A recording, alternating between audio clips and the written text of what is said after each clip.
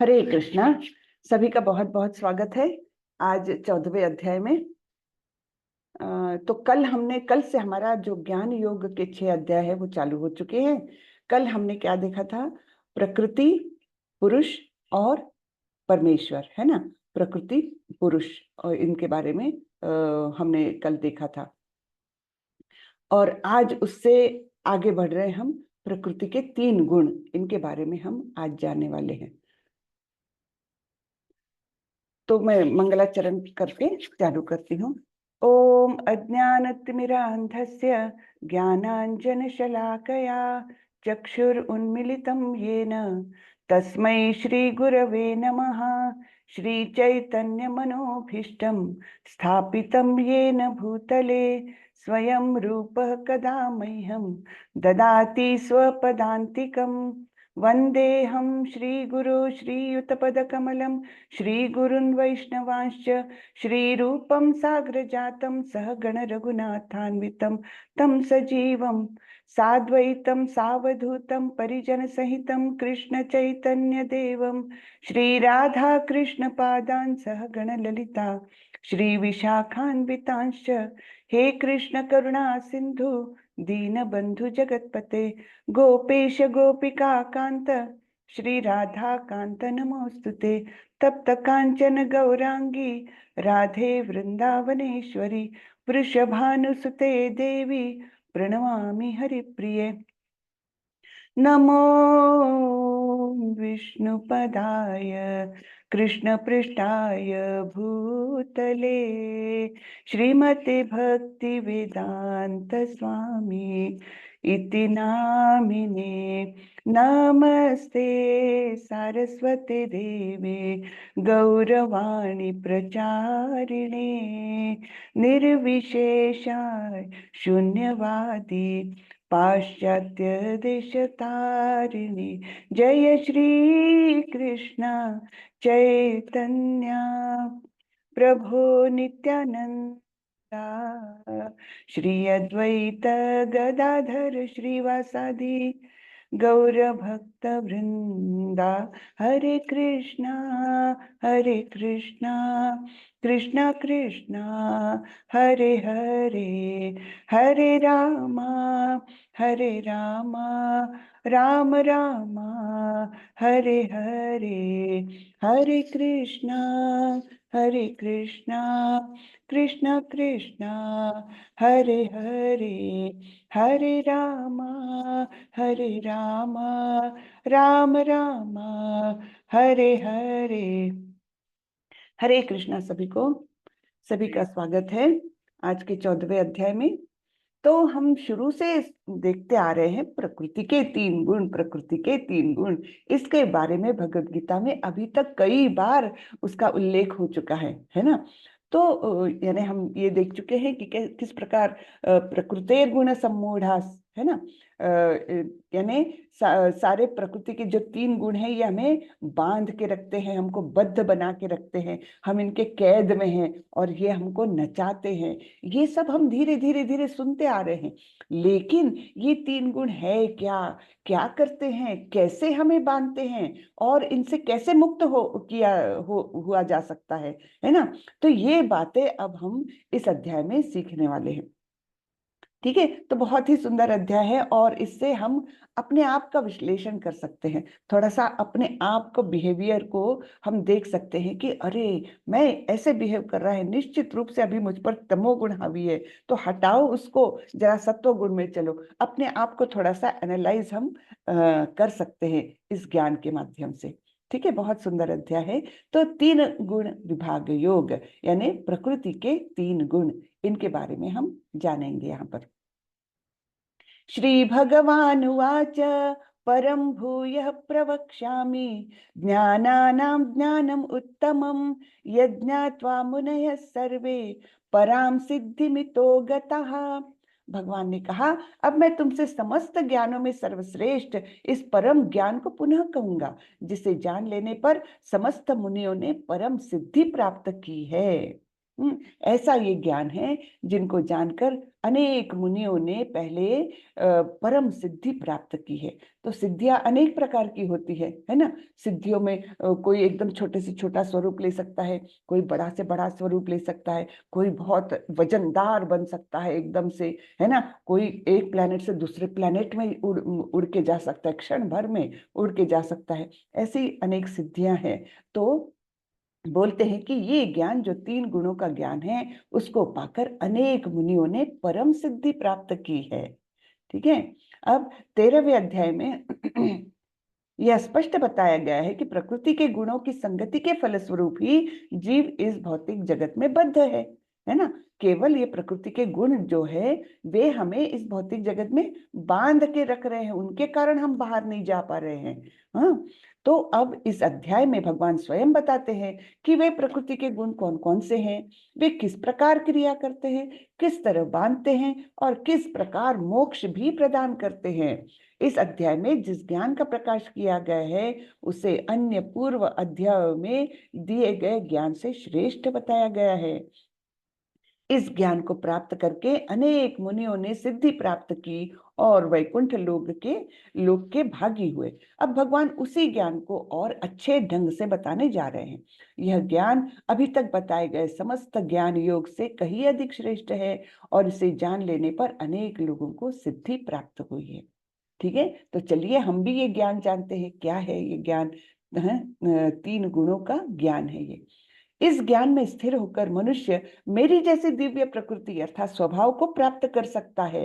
इस प्रकार स्थित हो जाने पर वह न तो सृष्टि के समय उत्पन्न होता है और न प्रलय के समय विचलित होता है। अब सृष्टि के उत्पन्न के समय ये सृष्टि कहाँ की है? ये भौतिक जगत की सृष्टि है ना। ये उत्पन्न होने के समय वह न तो उसका प्राकट्य होता है और न ही प्रलय के समय उसको कुछ तकलीफ होती है। तो ऐसा स्थान कौन सा है? ऐसा स्थान तो वैकुंठ लोक है ना। तो भगवान बता रहे हैं कि ऐसे ज्ञान की प्राप्ति से सब लोग मेरे जैसी दिव्य प्रकृति को प्राप्त करते हैं। यहाँ पर देखिए सारे ही लोग भगवान विष्णु के समान दिख रहे हैं। ये विष्णु जी है, लेकिन सारे ही लोग जो है उनके ही समान रूप धारण किए हैं। तो ये है सारूप्य मुक्ति, है ना। सारूप्य, एक जैसे रूप, भगवान के जैसा ही रूप प्राप्त होता है। हाँ, तो उसको कहते हैं सारूप्य मुक्ति। तो इस प्रकार ये लोग जो वैकुंठ लोक के वासी है, ये सृष्टि के समय न तो उत्पन्न होते हैं और ना ही प्रलय के समय नष्ट होते हैं। सर्वयोनिषु कौन्तेय मूर्तयः सम्भवन्ति यः तासां ब्रह्म महद्योनिर् अहम बीज प्रद पिता। हे कुंती पुत्र, तुम यह समझ लो कि समस्त प्रकार की जीव योनियां इस भौतिक प्रकृति में जन्म द्वारा संभव है और मैं उनका बीज प्रदाता पिता हूँ।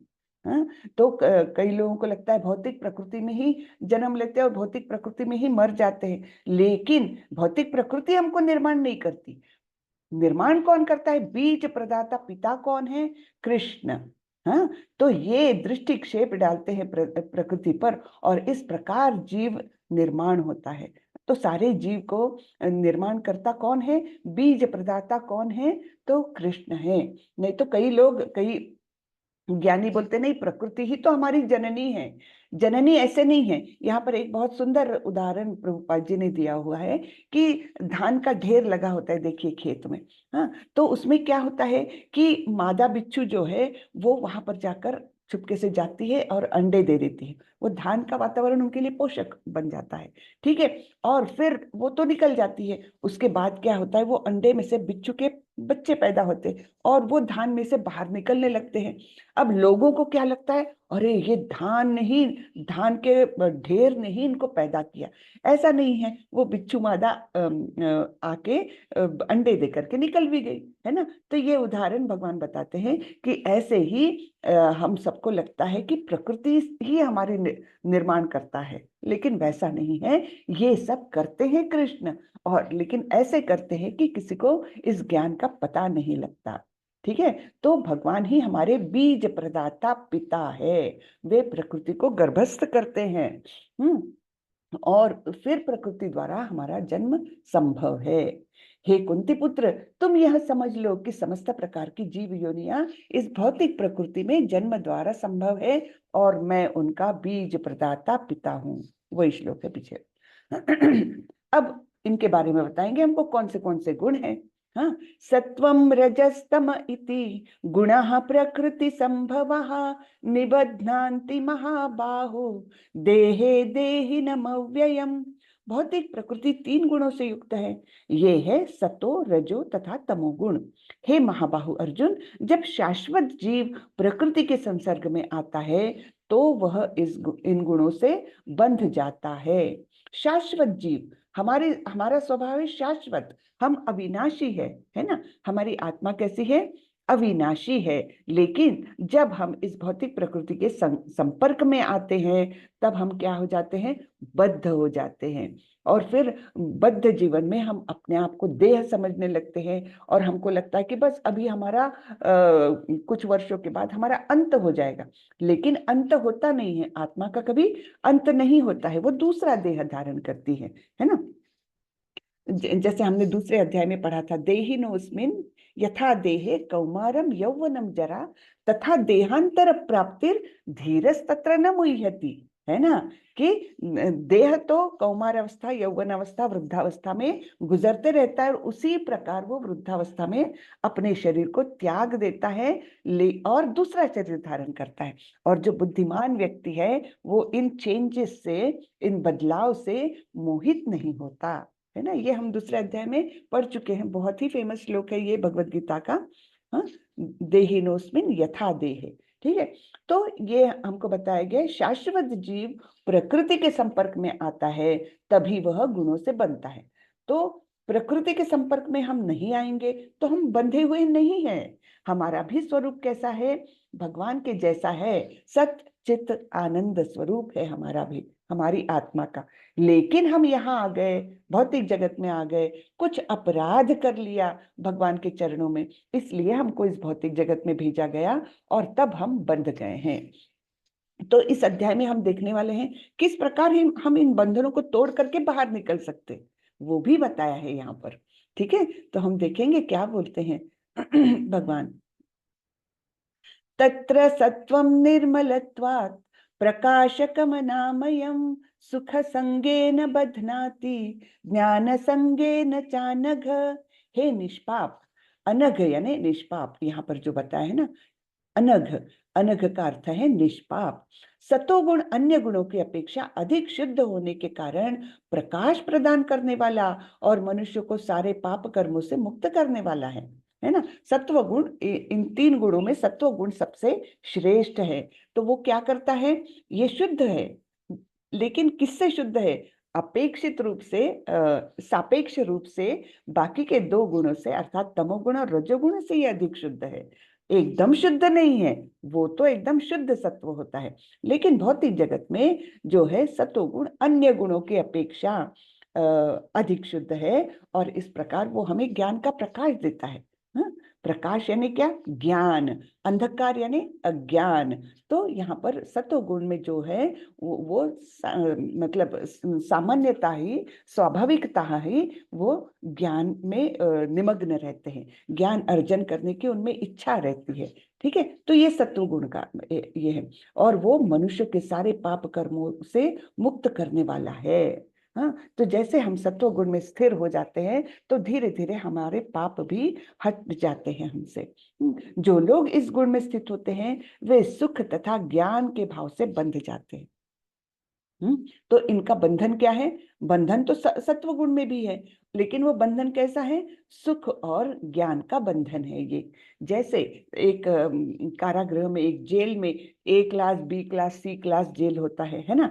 तो बाकी B और C क्लास से A क्लास वाले जो कैदी होते हैं उनको कंपैरेटिवली ज्यादा सुख सुविधाएं मिलती है ना। उनको थोड़ा सा नरम बिस्तर मिलेगा, थोड़ा खाना बेटर मिलेगा, थोड़ा उनको फ्री टाइम ज्यादा मिलेगा, टीवी देखने मिलेगा, जो कुछ है ना। तो ये सुख सुविधाएं उनको थोड़ी ज्यादा मिलती है। वैसे ही इस भौतिक जगत में सतोगुणी लोगों को थोड़ा फैसिलिटीज ज्यादा मिलेगी, सुख थोड़ा ज्यादा मिलेगा और उनका वो ज्ञान में अपने आप को मतलब उसमें अपना समय बिताते हैं, है ना। तो वे सुख और ज्ञान के भाव से बंध जाते हैं। फिर आगे देखते हैं रजोगुण कैसा है। रजो रागात्मकम विद्धि तृष्णा संग समुद्भवम तन्निबध्नाति कौन्तेय कर्म संगे न देहिनम। हे कुंती पुत्र, रजोगुण की उत्पत्ति असीम आकांक्षाओं तथा तृष्णाओं से होती है, और इसी के कारण से यह देहधारी जीव सकाम कर्मों से बंध जाता है। तो इसकी उत्पत्ति कहाँ से है? असीम आकांक्षाएं, बहुत इच्छाएं हैं। मुझे प्रमोशन मिलना चाहिए, फिर मैंने बड़ी गाड़ी लेना चाहिए, फिर मैं एक बड़ा बंगला बनाऊंगा, है ना। उनकी इच्छाएं कभी खत्म ही नहीं होती। ठीक है, तो ये उत्पत्ति है, रजोगुण की उत्पत्ति असीम आकांक्षाओं से है। बहुत सारी इच्छाएं रहती है, और उनकी तृष्णा, जो प्यास है अधिक अधिक अधिक धन कमाने की या अधिक अधिक अधिक सक्सेसफुल होने की, ये उनकी जो प्यास है वो कभी वो नहीं, तृप्त नहीं होती है। ठीक है, तो ऐसे लोग रजोगुणी कहलाते हैं।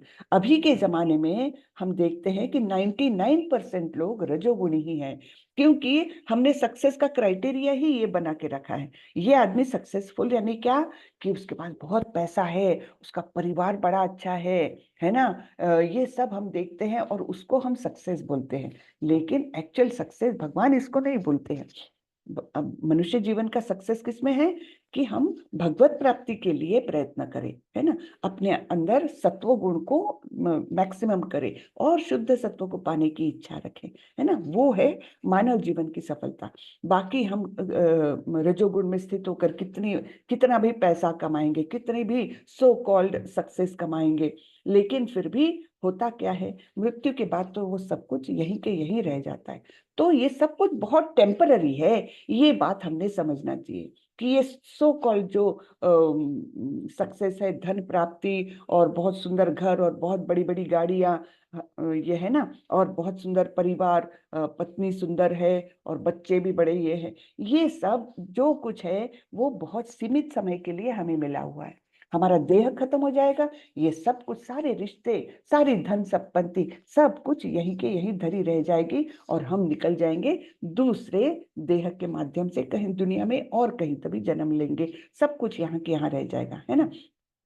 तो ये सतोगुण में थोड़ा सा ज्ञान होने लगता है कि ये इच्छाएं और तृष्णा, ये हमको केवल यहाँ पर बांधे रखती है। हाँ, और इसी के कारण से यह देहधारी जीव सकाम कर्मों से बंध जाता है।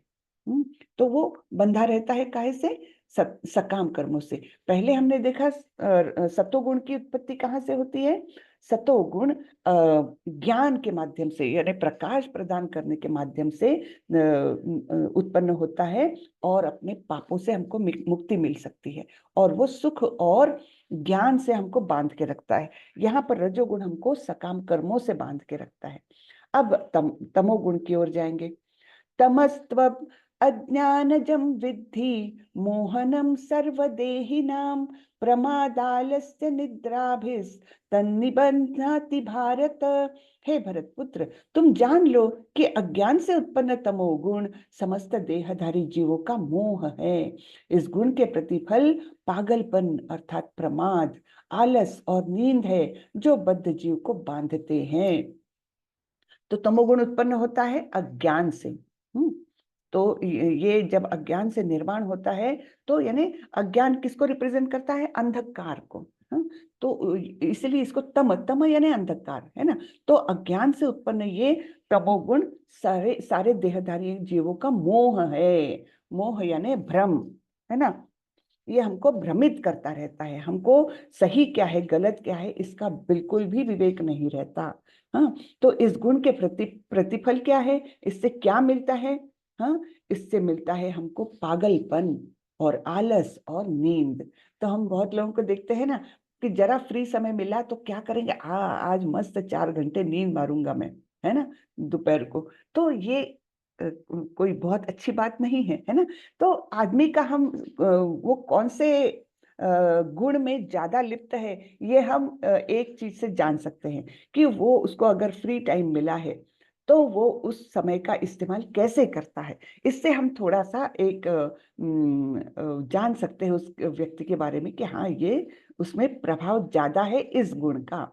लेकिन इसको हमने दूसरों का एनालिसिस करने के बदले हमने अपना एनालिसिस करना चाहिए कि मुझे जब समय मिलता है तो मेरा ध्यान कहाँ जाता है। क्या मैं कोई सुंदर आध्यात्मिक पुस्तक उठाता हूँ, या मैं टीवी देखने लगता हूँ, कोई तभी सीरियल सास बहू, और बहुत उधर सक्सेसफुल और फेल्योर, ऐसे जो है कि पैसे वाला और एक बहुत गरीब, इस प्रकार के जो वो है सीरियल्स, वो देखता हूँ, या फिर मैं सो जाता हूँ मस्त, है ना। तो हम अपने आप का एनालिसिस कर सकते हैं कि मुझे समय मिलता है तो मैं क्या करना चाहता हूँ, है ना। तो ये जो है बद्ध जीव को बांधे रखते हैं तमोगुण, है ना। पागलपन, आलस और नींद, ये तमोगुण में बांधे रखते हैं। ठीक है, तो हमने देखा कि कौन से गुण किस चीज से उत्पन्न है और कैसे वो हमको बांधते हैं। अब हमको और आगे ज्ञान मिलेगा। सत्वम सुखे संजयति, रजः कर्मणि भारत, ज्ञानमावृत्य तु तमः, प्रमादे संजयत्युत। हे भरत पुत्र, सतोगुण मनुष्य को सुख में बांधता है, रजोगुण सकाम कर्म में बांधता है, और तमोगुण मनुष्य के ज्ञान को ढक कर उसे पागलपन से बांधता है। ठीक है, तो ये बंधन हमको पता चल गया कि कौन सी चीज से हम बंध जाते हैं इस जीवन में।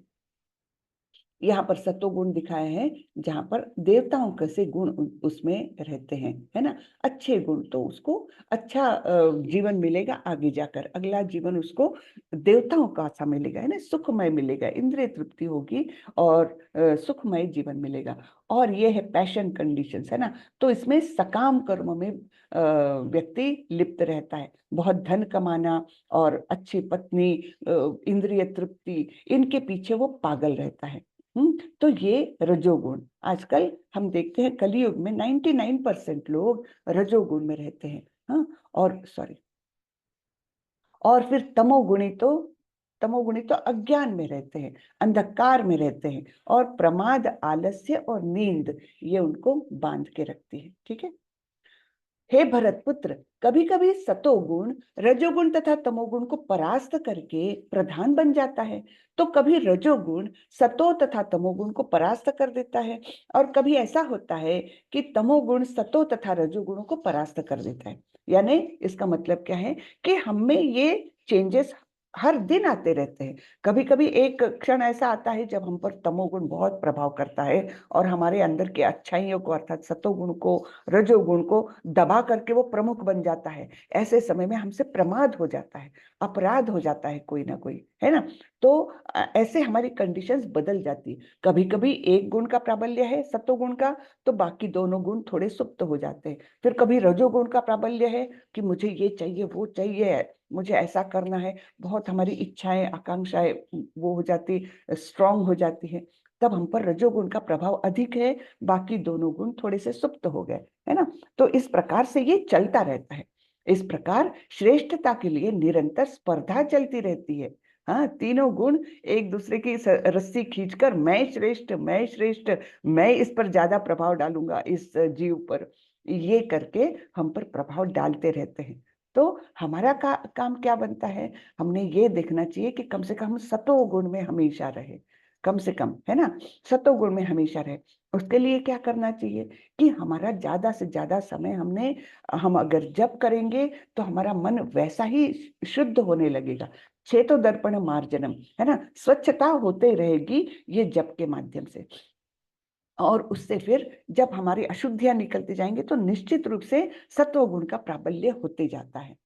तो ये तीनों गुणों में इस प्रकार श्रेष्ठता के लिए स्पर्धा चलती रहती है हमेशा।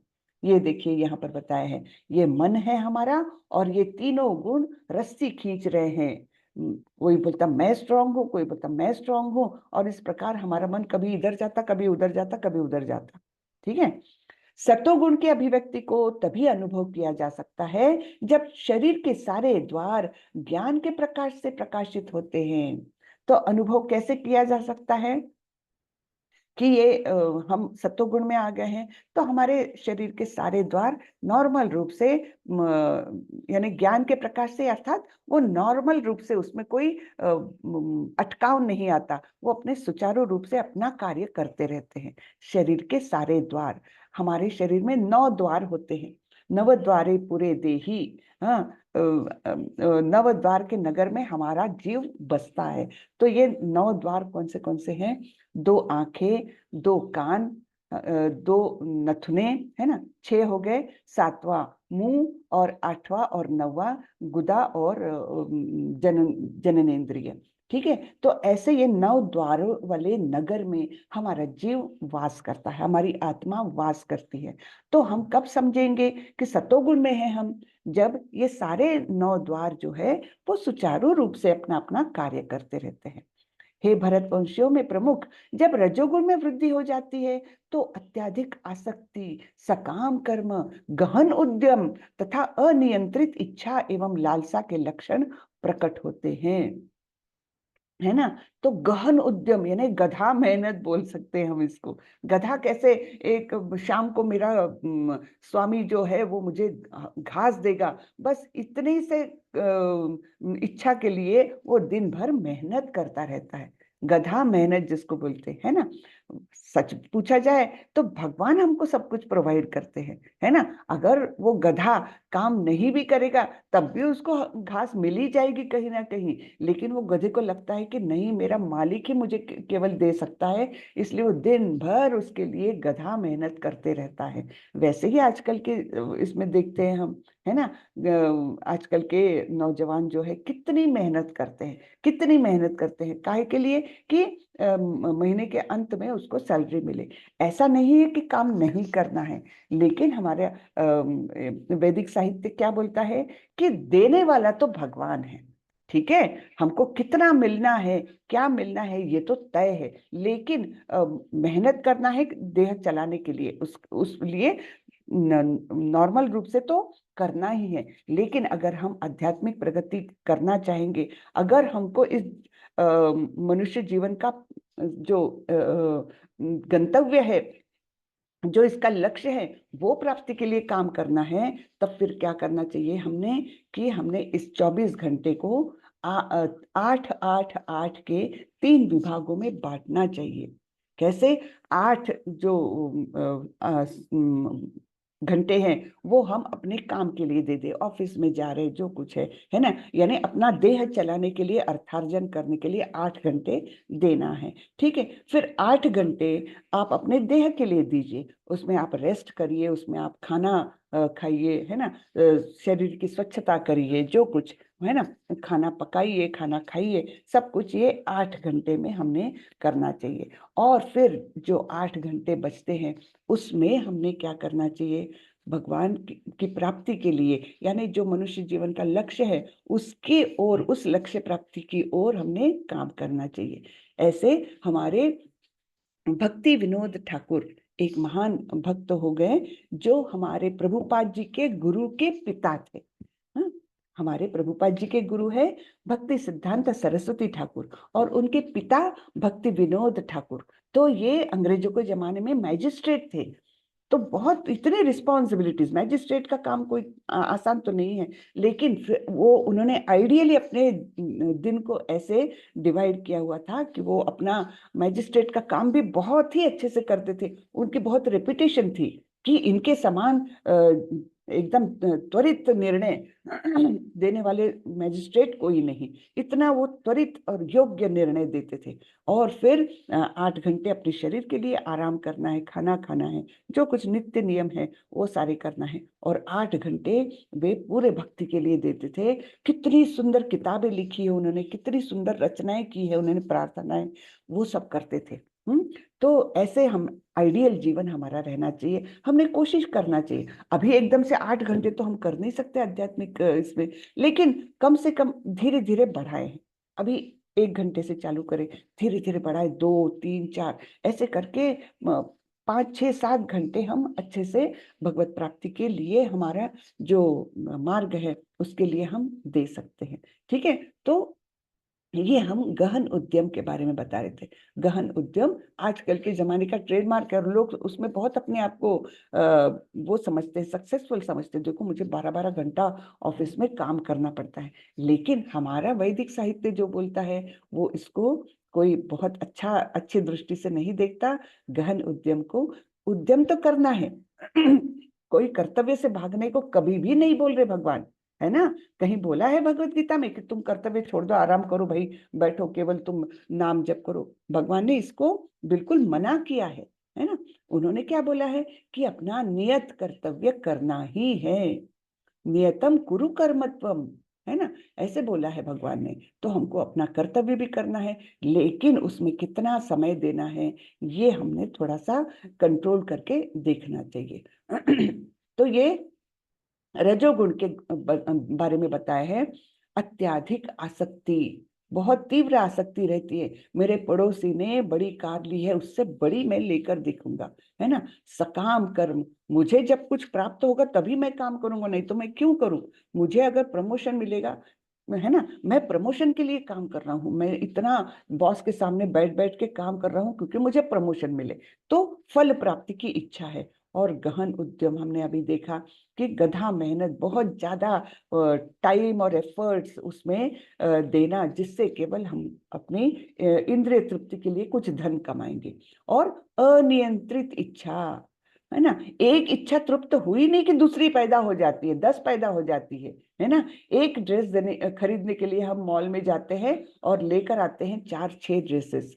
क्यों? क्योंकि अरे ये भी अच्छा है, अरे ये भी अच्छा है। ऐसा करते करते हम अपनी इच्छाओं को रोक नहीं सकते। तो ये अनियंत्रित इच्छा है एवं लालसा, लालच, है ना, ये लक्षण हमें प्रकट होने लगते हैं जब हम रजोगुण में के प्रभाव में हैं। ठीक है। जब तमोगुण में वृद्धि हो जाती है तो हे कुरुपुत्र, अंधेरा, जड़ता, प्रमत्तता तथा मोह का प्राकट्य होता है। तमोगुण में क्या होता है फिर? अज्ञान, है ना, किसी विषय में उनको रुचि नहीं, कोई ज्ञान प्राप्त करने की लालसा नहीं। और जड़ता, बस एक जगह बैठ गए तो उठने का भी आलस आता, लेट गए तो लेटे ही लेटे रहे। प्रमत्तता, है ना। और मोह, मोह यानी भ्रम, उसको क्या है क्या नहीं है, अच्छा क्या बुरा क्या, बिल्कुल भी विवेक नहीं रहता। जब अब मृत्यु के बाद इन गुणों में कौन सा गंतव्य है ये अभी बताएंगे भगवान। जब कोई सतोगुण में मर जाता है तो वह शुद्ध उच्च ग्रह की ओर जाता है। हम तो सतोगुण में मरता है तो वो शायद चंद्रलोक, इंद्रलोक, सूर्यलोक, है ना, या हो सकता है ब्रह्मलोक तक भी जा सकता है। तो उच्च ग्रहों की ओर जाता है वो मृत्यु के बाद। जब कोई रजोगुण में मरता है तो वह सकाम कर्मियों के बीच जन्म ग्रहण करता है। और जब कोई तमोगुण में मरता है तो वह पशु योनि में जन्म धारण करता है। ठीक है। रजोगुण में कोई मरता है, मृत्यु को प्राप्त करता है तो कहाँ आता है? फिर से सकाम कर्मियों के बीच, अर्थात फिर से धरती पर ही वहीं पर रह जाता है, फिर वही काम में जुट जाता है। वैसे ही इच्छा है ना उसकी, असीम इच्छा है, तो वो तृप्ति के लिए फिर से उसको वैसा ही देह मिलता है। और जब कोई तमोगुण में मरता है तो वह पशु योनि में जन्म धारण करता है। ठीक है। प्रमत्तता, जड़ता, आलस्य, ये सब हमको कहाँ ले जाते हैं? निचले योनि, निम्न योनियों की तरफ ले जाते हैं। कर्मणः सुकृतस्याहुः सात्विकं निर्मलं फलं, रजसस्तु फलं दुःखम, अज्ञानम तमसः फलम। अब हमको फल प्राप्ति कैसे होने वाली है? इन गुणों के माध्यम से, ये हमको देखना है। पुण्य कर्म का फल शुद्ध होता है और सात्विक कहलाता है, लेकिन रजोगुण में संपन्न कर्म का फल दुख होता है। और तमोगुण में किए गए कर्म मूर्खता के प्रतिफलित होते हैं। हम्म तो अच्छे कर्म करेंगे तो उसको पुण्य कर्म जो है उसको हम सात्विक कहते हैं। रजोगुण क्या है? उसके फल दुखदाई होते हैं, क्योंकि हम कितना भी पैसा कमा ले वो अतृप्ति हमारे मन में रहती ही है ना, वो तृष्णा कभी खत्म नहीं होती, इसलिए हम दुखी रहते हैं, है ना। तो हमको रजोगुण में क्या होता है? कितनी भी गधा मेहनत कर लो, कितनी भी सकाम कर्म कर लो, लेकिन उसकी परिणति कहीं ना कहीं दुख में ही होती है। और तमोगुण क्या है? तमोगुण तो मूर्खता है पूर्ण रूप से। सतोगुण से वास्तविक ज्ञान उत्पन्न होता है, रजोगुण से लोभ उत्पन्न होता है और तमोगुण से अज्ञान, प्रमाद और मोह उत्पन्न होता है। तो ये ज्ञान प्राप्ति की ओर ले जाता है सतोगुण, क्योंकि हम ज्ञान से ही बंधे हैं। तो ज्ञान अधिकाधिक हमको प्राप्त करने की एक इच्छा होती है, तो हम ज्ञान में रहते हैं, तो वास्तविक ज्ञान उत्पन्न होता है। रजोगुण से लोभ, क्योंकि ये चाहिए वो चाहिए करते करते उसका लालच जो है वो बढ़ता ही रहता है, इच्छाएं कभी भी तृप्त नहीं होती, तो मुझे ये भी चाहिए वो भी चाहिए, ऐसे करते करते उसका मन लोभी हो जाता है। और तमोगुण क्या करता है, वो तो अज्ञान देता है, प्रमाद यानी आपराधिक वृत्तियां देता है उसमें, और मोह उत्पन्न करता है। तो इस प्रकार ये क्या मिलता है हमको, ये देखते हैं। अब ऊर्ध्वं गच्छन्ति सत्वस्था, मध्ये तिष्ठन्ति राजसः, जघन्य गुणवृत्तिस्था, अधो गच्छन्ति तामसः। सतोगुणी व्यक्ति क्रमशः उच्च लोकों को ऊपर जाते हैं, रजोगुणी इसी पृथ्वी तल पर रह जाते हैं, और जो अत्यंत गर्हित तमोगुण में स्थित है वे नीचे नरक लोकों को जाते हैं। तो जैसे ये एरोप्लेन टेक ऑफ कर रहा है, तो टेक ऑफ कर रहा है यानी सत्वगुण हमको टेक ऑफ कराता है उच्च ग्रह की ओर, और तमोगुण हमको नीचे ले जाता है गहन अंधेरे में नरक लोकों की ओर। हाँ, तो ये हमारा ब्रह्मांड है, हमारा ब्रह्मांड है, जहाँ पर हम लोग है अभी। तो हम लोग कहाँ पर है, हम लोग यहाँ बीच में है कहीं तो भी। ये देखिए यहाँ पर भूरलोक, अर्थ प्लैनेट है ना, अर्थ। तो यहाँ पर ये मिडिल यानी बीच में आता है सारे ग्रहों के लेवल्स में। तो सबसे नीचे तो पाताल लोक है, अतल, वितल, सुतल, तलातल, महातल, रसातल, पाताल, है ना। तो इस प्रकार ये पाताल लोक है। फिर बीच में हमारी धरती है। हाँ, भूरलोक है, भूलोक, भूवर लोक। भूवर लोक में कौन कौन है, राक्षस और घोष है, ठीक है, भूलोक और भूवर लोक। और उसके ऊपर फिर सारे उच्च ग्रह शुरू होते हैं। कौन से, स्वर्ग लोक यानी जहां पर इंद्रलोक वगैरह है ना। फिर महर लोक जहां पर महर्षि लोग रहते हैं, जनलोक, हाँ, तपोलोक और सत्यलोक। सत्यलोक यानी ब्रह्मा जी का निवास स्थान। तो इस प्रकार ये रचना है ब्रह्मांड की। और ये निर्मित कहाँ से है, ये गर्भोदकशाही विष्णु जो है, ये गर्भोदक ओशन में लेटे हुए हैं शेषनाग पर, और उनके नाभि से जो कमल की डंडी निकलती है उसके आजू बाजू ये सारे स्थित है, सारे प्लैनेट्स, ठीक है। फिर ऊपर बताया है ये जड़ जगत, ये महत तत्व जो है वो है। और ये गर्भोदकशाही विष्णु ऊपर दिखा, ये गर्भोदकशाही विष्णु है, ठीक है, मुझे समझ में नहीं आ रहा। यहाँ पर ये शिव जी बताए है ना, शिव जी। और ये दुर्गा देवी, दुर्गा देवी अर्थात प्रकृति को जो निर्माण करती है वो दुर्गा। दुर्ग यानी क्या, दुर्ग यानी किला, और दुर्गा यानी उस किले के रक्षक। तो ये हमारी रक्षक है, या जेलर बोल दो। हाँ, हम तो जेल में हैं और हमारी जेलर है दुर्गा देवी। तो इस प्रकार का ये हमारा यूनिवर्स है। इसके कवर जो है वो 7 कवर्स है, उसमें earth, water, fire, air, ether, हाँ, और फिर mind, intelligence and false ego, ये 7 कवर बताए हुए हैं। तो इस प्रकार की हमारी रचना है, ठीक है। जब कोई यह अच्छी तरह जान लेता है कि समस्त कार्यों में प्रकृति के तीनों गुणों के अतिरिक्त अन्य कोई करता नहीं है, और जब वह परमेश्वर को जान लेता है जो इन तीनों गुणों से परे हैं, तो वह मेरे दिव्य स्वभाव को प्राप्त होता है।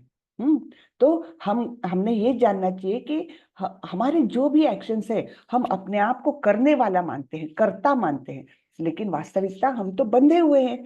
तो हमको नचाता कौन है, कठपुतलियों के समान ये तीनों गुण हमको नचाते हैं। तो प्रकृति के गुण ही जो है, जो समस्त कार्य जो करते हैं यहाँ के। हाँ, और हमने ये जानना चाहिए कि भगवान का अस्तित्व कहाँ पर है, इन तीनों गुणों से परे हैं वे। ये इन तीनों गुणों के बंधन में नहीं है, वो इन तीनों गुणों से ऊपर है, वो नियंत्रक है इन तीनों गुणों के। भौतिक प्रकृति उनके द्वारा निर्माण की गई है। तो हमने ये जानना चाहिए कि जब हमको भगवान के पास जाना है, अगर भगवत प्राप्ति करना है, भगवत धाम जाना है, तो हमको इन बंधनों से निकलना पड़ेगा। और परमेश्वर को जो जान लेता है तो वो इस बंधन से मुक्त होकर दिव्य स्वभाव को प्राप्त हो सकता है। यहाँ पर ऊपर यानी भगवत प्राप्ति की ओर हम जा सकते हैं। जब देहधारी जीव भौतिक शरीर से संबंध इन तीनों गुणों को लांघने में समर्थ होता है तो वह जन्म, मृत्यु, बुढ़ापा तथा अनेक कष्टों से मुक्त हो जाता है और इसी जीवन में अमृत का भोग कर सकता है। ये बहुत इंपॉर्टेंट है। इनके कष्टों से हमको मुक्ति मिल सकती है। जन्म, मृत्यु, बुढ़ापा है ना, इन सारे कष्टों से हमको मुक्ति मिल सकती है अगर हम इन तीनों गुणों को लांघने में समर्थ हो जाए तो तीनों गुणों को लांघ कर सत्व गुण को भी लांघ जाएंगे, तब हम शुद्ध सत्व में जाएंगे। शुद्ध सत्व में ही शुद्ध भक्ति मिलती है और जब हम शुद्ध भक्ति में आते हैं तब हमको इन सारी भौतिक कष्टों से हमको अपने आप छुटकारा मिलके हम अमृत का भोग कर सकते हैं। सुख कारक हमारा जीवन हो जाता है। ये एक वीडियो है, मैं 1 मिनट साउंड शेयर करती हूँ।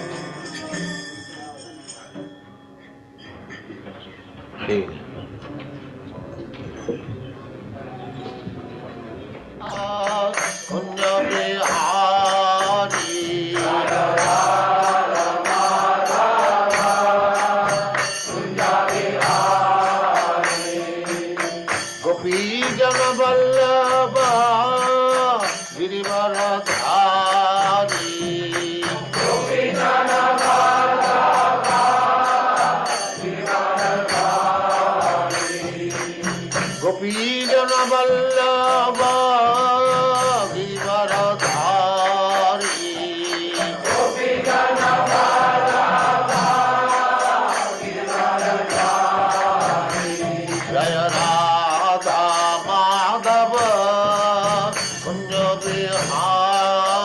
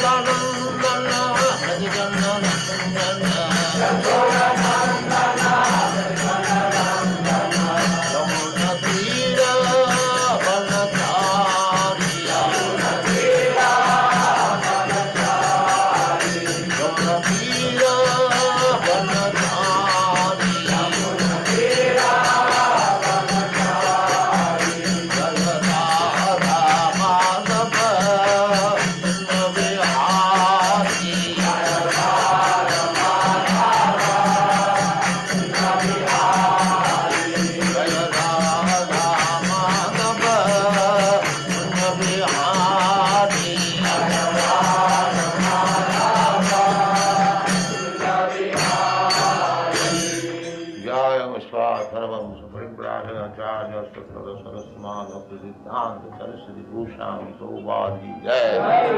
अनंत कोटि वैष्णविंद की जय। नामाचार्य शील हरिदास ठाकुर की जय। प्रेम से कहो श्री कृष्ण चैतन्य प्रभु नित्यानंद श्री अद्वैत गदाधर शिवासादि गौर भक्तविंद की जय। श्री श्री राधा कृष्ण गो गोपीनाथ श्याम कुंड राधा कुंड गिरिवर्धन की जय। वृंदावन धाम की जय। नवद्वीप धाम की जय। स्वामित भक्तविंद की जय। All glories to the assembled Lord. All glories to the assembled Lord. All glories to the assembled Lord. Thank you very much.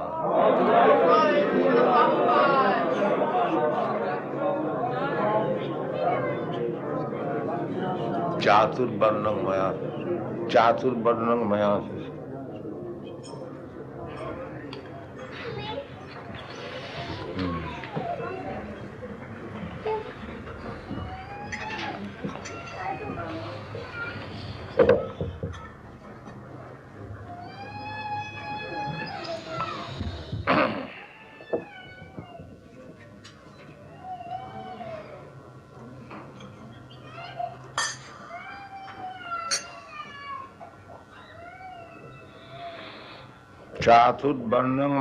सृष्टम गुण कर्म विभागश तस्य कर्तारम अपि मां विद्धि अकर्तारम अव्ययम्. This is a verse from Bhagavad Gita. Most of you know this book, Bhagavad Gita. It is very famous book of knowledge.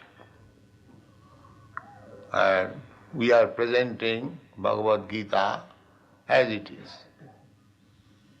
This Krishna consciousness movement means to present Bhagavad Gita as it is, without any adulteration. So Krishna says, four classes of men. Chatur Varna. Chatur means four.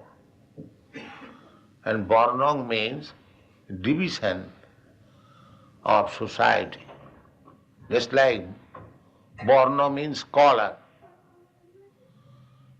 As there are division of color, red, blue and yellow. Similarly, human society should be divided according to the quality. The quality is also called color. The Chatur Varnang Maya system, Guna Karma Vibhagas. So, there are three qualities in this material world. Sorry.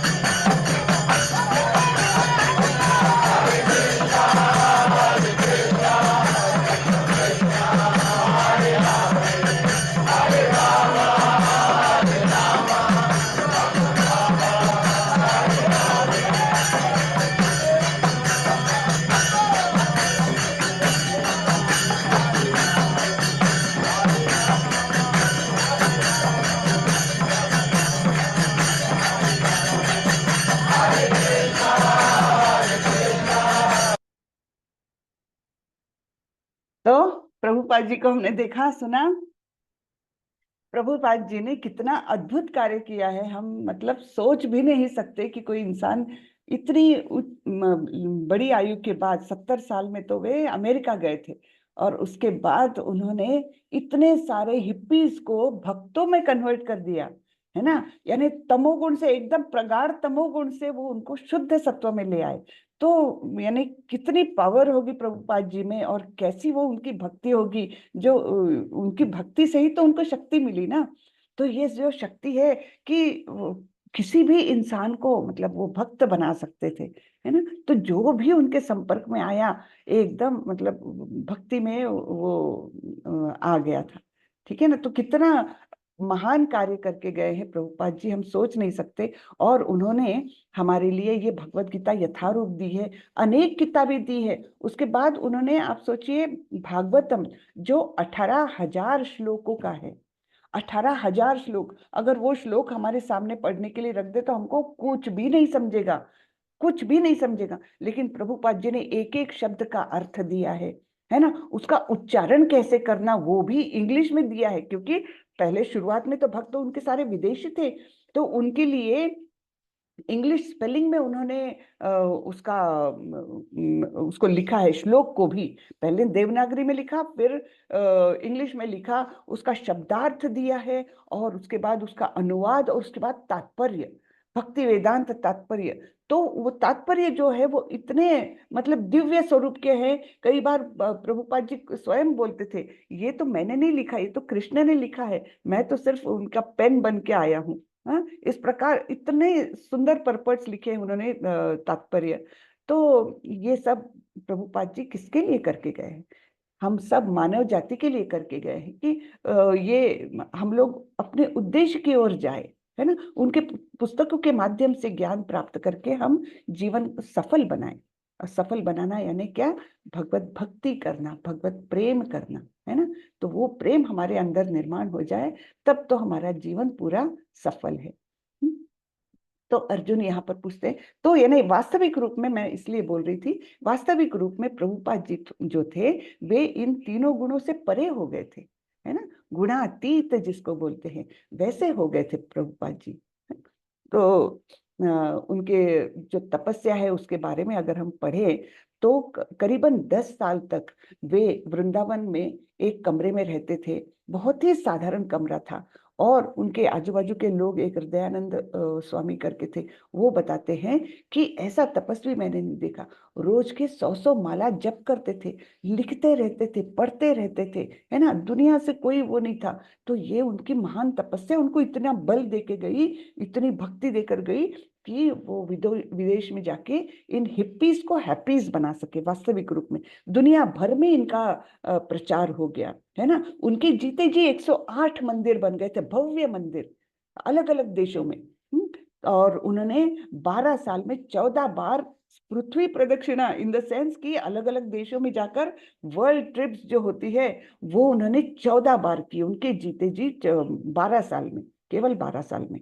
तो इतना भव्य दिव्य काम कोई कर नहीं सकता अगर उसको भगवान की वो शक्ति ना मिली हो, कोई नहीं कर सकता। इतना महान कार्य करके गए हैं, हमारे लिए करके गए हैं। तो हमने ये किताबें पढ़नी चाहिए और उसका लाभ उठाना चाहिए, है ना। हरे कृष्णा। तो अर्जुन ने पूछा, हे भगवान, जो इन तीनों गुणों से परे हैं वह किन लक्षणों के द्वारा जाना जाता है ना। तीनों गुणों से परे हो गया ना, गुणातीत हो गया वो, तो उसके लक्षण क्या है, उसका आचरण कैसा होता है, और वह प्रकृति के गुणों को किस प्रकार लांघ सकता है। तो ये अर्जुन के प्रश्न हैं। तो भगवान अभी बताते हैं।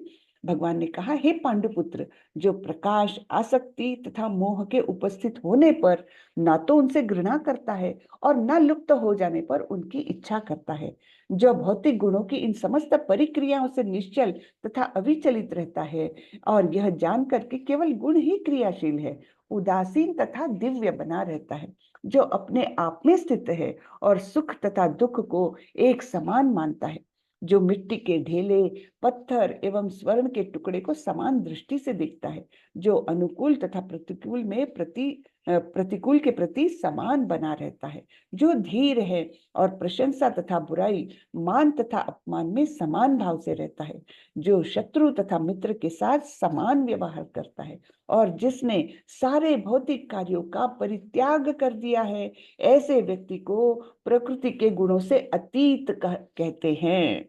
तो इतने सारे गुण बताए हैं यहाँ पर भगवान ने कि क्या है, जो प्रकाश, आसक्ति तथा मोह के उपस्थित होने पर, यानी कुछ अच्छे दिन आए तो उससे आसक्ति भी नहीं और कुछ खराब दिन आए तो उससे घृणा भी नहीं, जो है, जो परिस्थिति सामने आए, सपोज एक व्यक्ति है, कोई आपका प्रिय व्यक्ति, बहुत अच्छा गुणवान व्यक्ति ऐसा सामने आए तो बहुत हम आह्लादित हो गए, और कोई बुरा व्यक्ति सपोज आ जाए हमारे साथ तो हम उससे घृणा करें, ये नहीं, समभाव है ना, न लुप्त होने पर हो जाने पर उसकी इच्छा करता है, यानी कोई अच्छे दिन आके चले गए तो ये नहीं कि अरे मुझे वैसे ही दिन फिर से वापस चाहिए, वैसा ही सुख वापस चाहिए, ये भी इच्छा नहीं है ना, ना तो घृणा करता है कोई परिस्थिति से, ना इच्छा करता है, जो भौतिक गुणों की इन समस्त प्रक्रियाओं से निश्चल तथा अविचलित रहता है। तो भौतिक गुण तो अनेक कार्य करते रहेंगे, तो उसमें सुख दुख है ना, मान अपमान ये सब आता रहता है, उसमें वो अविचलित रहता है और यह जान जाता है कि केवल गुण ही क्रिया करते हैं। तो इसलिए वो उदासीन और दिव्य बन जाता है। तो जैसे हम दूसरों के व्यवहार के बारे में इसको लागू करना चाहिए कि कोई दूसरा अगर हमसे अपशब्द कहता है, बुरे तरीके से व्यवहार करता है, तो कम से कम मन में इतना आना चाहिए कि इस पर ये गुण ही प्रभाव कर रहे हैं, इसलिए इसका व्यवहार ऐसा है ना, गुणों के बंधन में है ये, हम सभी बंधन में हैं, लेकिन अब थोड़ा सा कृष्ण भावनामृत में एक कदम रखने के बाद थोड़ी थोड़ी ये भावनाएं हमने अपने मन में जागृत करनी चाहिए कि व्यक्ति बुरा नहीं होता, उसका व्यवहार बुरा है, क्यों? क्योंकि वो गुणों के कारण बंधन में है।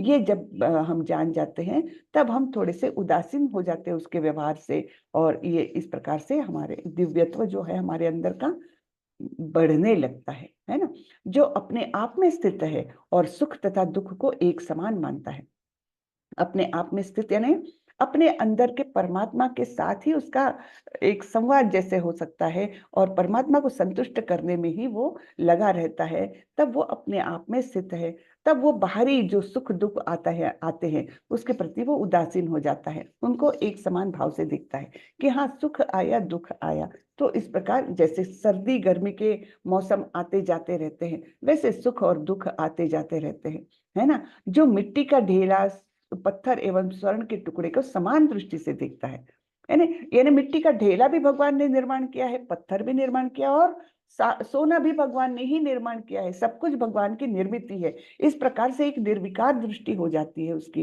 है ना, जो अनुकूल तथा प्रतिकूल के प्रति समान बना रहता है, सारी परिस्थितियां सर्दी और गर्मी के मौसम के समान वो एक प्रकार से झेलने लगता है, टॉलरेंट बन जाता है। जैसे दूसरे अध्याय में भगवान ने अर्जुन को उपदेश दिया है क्या कि तांस तितिक्षस्व भारत, टॉलरेट करो, है ना, सर्दी तथा गर्मी, सुख तथा दुख आते जाते रहते, मात्रा स्पर्शास्तु कौन्तेय शीतोष्ण सुख दुःखदः आगमा अपायिनो नित्यम तांस तितिक्षस्व भारत, टॉलरेट करना सीखो, ये सब सुख दुख गर्मी सर्दी ये सब आते जाते रहेंगे जीवन में, टॉलरेट करो। ये जो है उसके वही गुण यहाँ पर बताया है, अनुकूल परिस्थिति रहे या प्रतिकूल परिस्थिति रहे, वो उसका मनोभाव जो है वो एक समान बना रहता है, जो धीर है और प्रशंसा तथा बुराई, मान तथा अपमान में समान भाव से रहता है। यानी कोई भी अपोजिट्स आ जाए,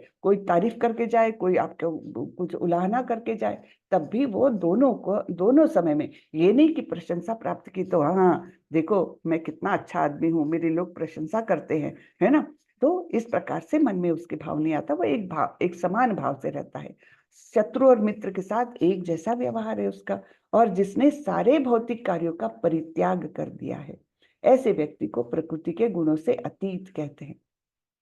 भौतिक कार्यों का परित्याग यानी ये नहीं है कि हम जंगल में भाग जाए, लेकिन भौतिक कार्यों के प्रति उदासीनता, जो नियत कर्तव्य है वो तो हमको करते जाने हैं, लेकिन उसके प्रति लगाव नहीं है, आसक्ति नहीं है, तो ऐसे व्यक्ति को कैसे, क्या कहते हैं, गुणों से अतीत, गुणातीत कहते हैं। मां च यो व्यभिचारेण भक्ति योगेन सेवते सगुणान् समतीत्येतान् ब्रह्म भूयाय कल्पते। जो समस्त परिस्थितियों में अविचलित भाव से पूर्ण भक्ति में प्रवृत्त होता है, वह तुरंत ही प्रकृति के गुण को लांघ जाता है और इस प्रकार ब्रह्म के स्तर तक पहुंच जाता है। ठीक है, तो इस प्रकार जो अविचलित रहता है, एक समान स्थिर बुद्धि का हो जाता है ना, स्थित प्रज्ञ हो जाता है, तो वह तुरंत ही प्रकृति के गुणों को लांघ सकता है। अब ये आखिरी श्लोक आता है, ब्रह्मणो हि प्रतिष्ठाहम् अमृतस्याव्ययस्य च शाश्वतस्य च धर्मस्य सुखस्यैकान्तिकस्य च। और मैं ही उस निराकार ब्रह्म का आश्रय हूँ, जो अमर्त्य, अविनाशी तथा शाश्वत है और चरम सुख का स्वाभाविक पद है। तो ब्रह्म का आश्रय भी भगवान ही है। यानी क्या कि जो मतलब जो कुछ सृष्टि है, सारे सृष्टि का आश्रय भगवान ही है। तो ब्रह्म, जो निराकार ब्रह्म है, ब्रह्म ज्योति है, जिसको ब्रह्म ज्योति कहा जाता है, जो अविनाशी है, अमर्त्य है और शाश्वत है। तो यहाँ पर चरम सुख का स्वाभाविक पद है, उसका भी आश्रय मैं ही हूँ, ये भगवान बताते हैं। यानी हमने देखा था भगवान को प्राप्त करने के 3 चरण हमने देखे थे। एक है ब्रह्म ज्योति है ना, ब्रह्मन, और उसके ऊपर है परमात्मा, और उसके ऊपर है भगवान। तो भगवान यहाँ स्पष्ट कर रहे हैं कि ब्रह्म का भी आश्रय स्थान मैं ही हूँ। हरे कृष्ण।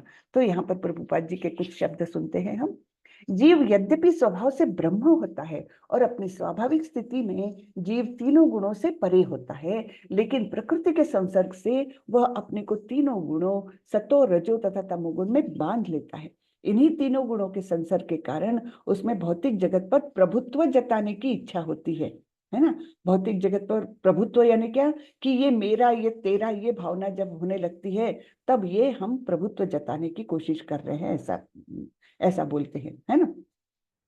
वास्तविकता सब कुछ है भगवान का ही, है ना। ईशावास्यम इदम सर्वम, लेकिन हम अपने आप को कुछ भाग का हिस्सा, कुछ हिस्से का स्वामी मानने लगते हैं। तो ये क्यों होता है? ये तीनों गुणों के प्रभाव से।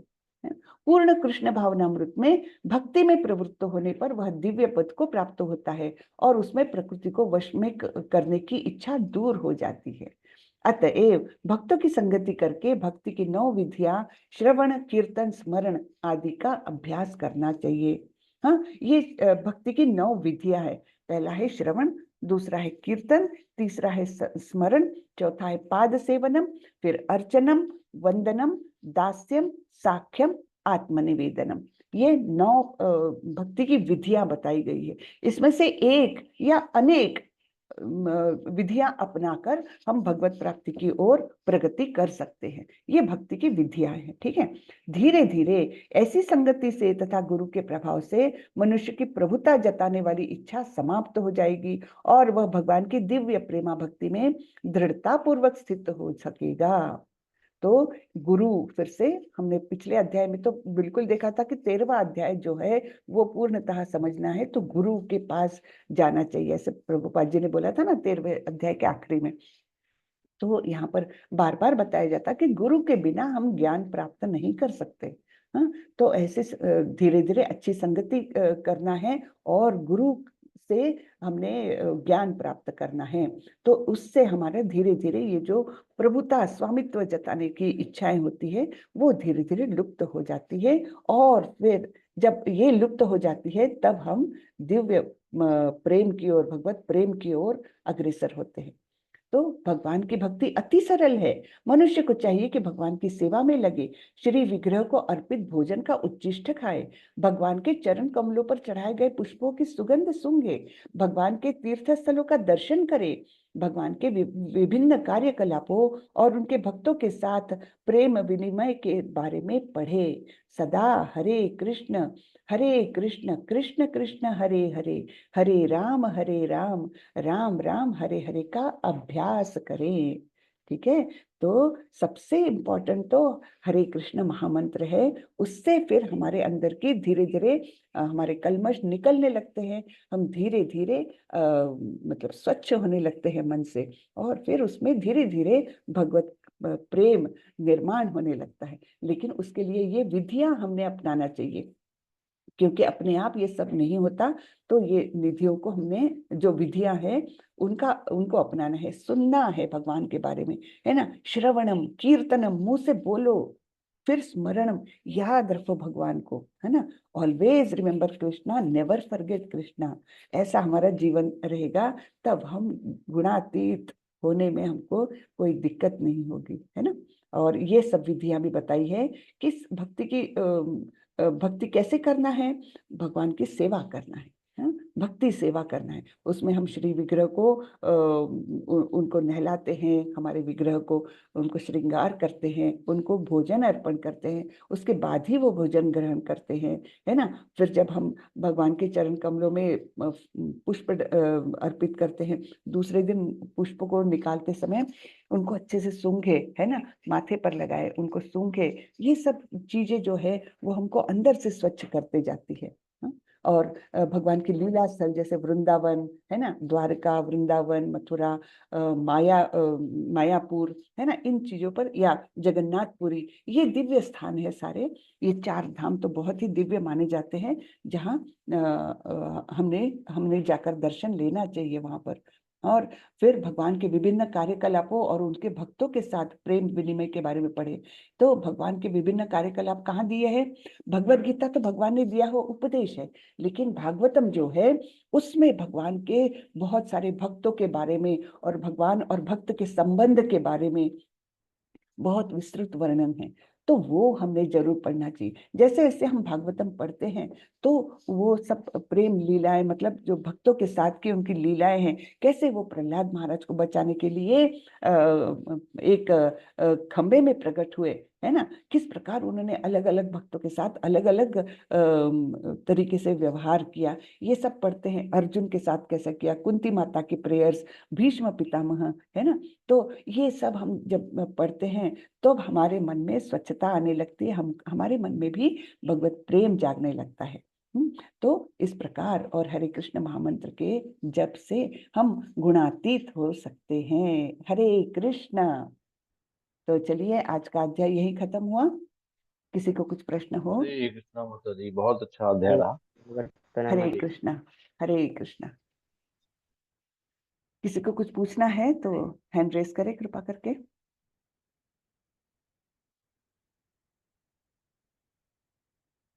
हरे कृष्ण। कोई प्रश्न नहीं आज। अच्छा, सब हरे लोग। कृष्ण माता जी, जी, दंडवत प्रणाम। दंडवत प्रणाम माता जी, बोलिए। माता जी, आज मैं अपनी एक कमी ना शेयर करना चाहती हूँ। ये जी जो आपने लाइन बोली थी ना कि जैसे ही हमें फ्री टाइम मिलता है तो हम नींद मारने की सोचते हैं। जी। तो माता जी, ऐसी ऐसी ही शिष्या हूँ मैं आपकी।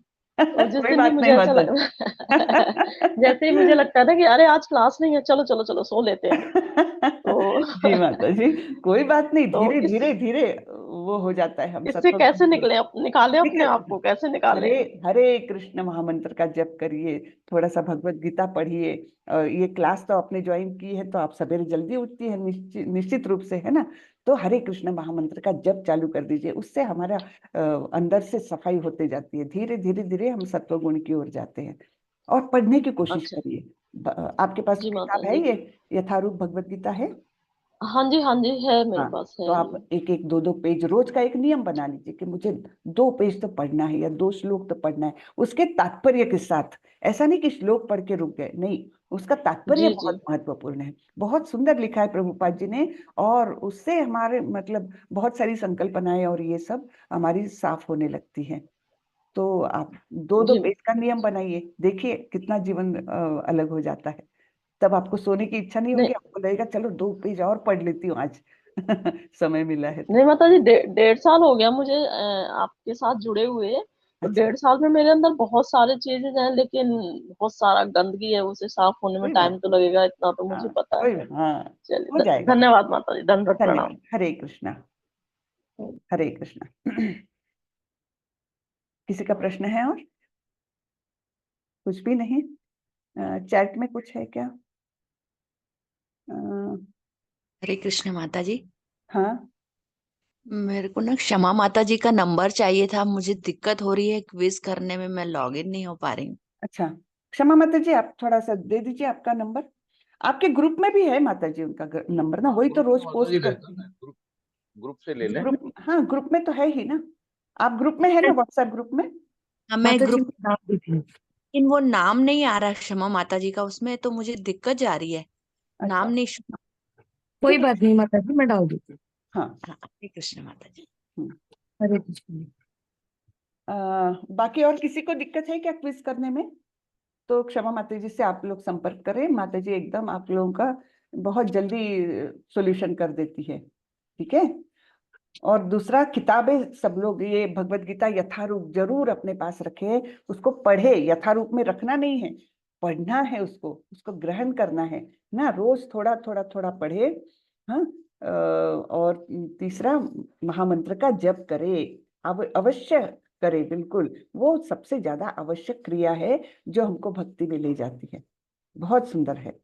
हाँ? शुरू में बोर होता है, शुरू में बहुत भारी लगता है, मन इधर उधर भटकता है, सब कुछ होता है, बहुत तकलीफ होती है, लेकिन उसको डटे रहे। एक माला से शुरू करें, धीरे धीरे विचारों का जो कोलाहल होता है ना, निर्माण होता है। जैसे ही माला जब चालू कर देते एकदम ऐसा लगता है इतने सारे विचार मेरे एकदम दिमाग में आ रहे हैं, लेकिन वो धीरे धीरे धीरे शांत होने लगते हैं। फिर धीरे धीरे आप 1 से 2, 2 से 4 आप बढ़ाइए। तो हरे कृष्णा। चलिए आज का सत्र यही खत्म करते हैं। वाचा कल्पतरुभ्यश्च कृपा सिन्धुभ्यैव च पतितानां पावनेभ्यो वैष्णवेभ्यो नमो नमः। अनंत कोटि वैष्णव वृंद की जय, श्रीला प्रभुपाद जय की जय। हरे कृष्ण। जय। हरे हरे कृष्ण। सभी को धन्यवाद। हरे कृष्ण माता माता जी। जी। माता जी धन्यवाद, प्रणाम। अच्छा, क्षमा माता जी आप आ रही है कि मैंगलोर? मैंगलोर नहीं माता जी, मेरा आना नहीं हो पा रहा है, कुछ नहीं हो फैमिली रहा इशू वैसे नहीं। है? अच्छा अच्छा, तो ठीक है, कोई बात नहीं। हरे कृष्ण। हरे कृष्ण।